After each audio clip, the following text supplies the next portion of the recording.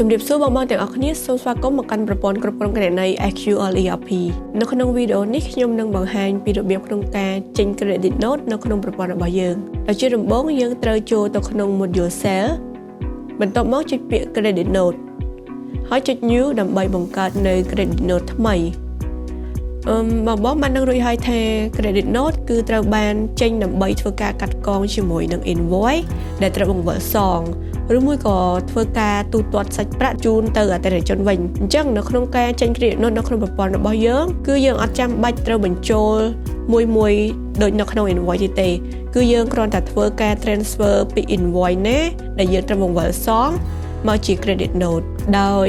ជាដំបូងគឺយើងត្រូវរើសឈ្មោះអតិថិជនសិនរួចយើងធ្វើការចុច mouse ស្ដាំនៅខាងលើនេះនៅចុចអក្សរ credit note បន្ទាប់មកយើងរើសពាក្យថា transfer from invoice រួចចុចលើពាក្យ document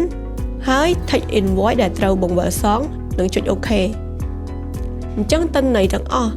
នឹងត្រូវបាន transfer មកហើយយើងអាចធ្វើការ edit ទៅតាមចំនួនដែលត្រូវកាត់កងជាក់ស្ដែង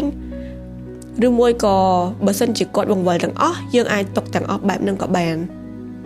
បន្ទាប់មកយើងធ្វើការដាក់នៅថ្ងៃខែដែលចេញ credit note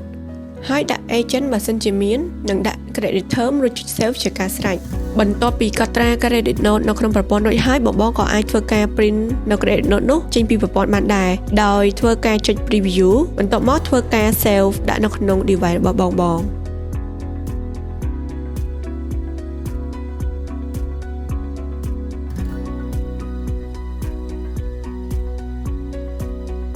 ជាចុងក្រោយបើសិនជាបងមានចម្ងល់បន្ថែមបងអាចធ្វើការឆាតសាកសួរនៅក្នុងក្រុម Telegram ឬមួយក៏ join channel Telegram និង follow page ដើម្បីទទួលបាននូវចំណេះដឹងបន្ថែមទាក់ទងជាមួយនឹងការប្រើប្រាស់ប្រព័ន្ធ SQL នេះផងដែរដោយបងអាច scan QR ខាងក្រោមនេះដើម្បី join បានសូមអរគុណ